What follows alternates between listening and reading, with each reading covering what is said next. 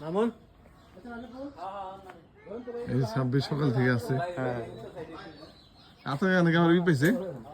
আর লেগে হয়েছে কারেন্ট তার খোলাইছিল এরা এসব ভতনের ভাই টোটো আসলো ও আজকের মধ্যে তো হয়ে যাবো তাই না আজকের মধ্যে হয়ে যাবো ইন্ডিয়ার ফার্মার লাগে কালকে লাগবো কালকে লাগবে হ্যাঁ কালকে লাগবে কালকে লাগবে ক্যামেরা আছে বাইক আর ফোন কাম করবো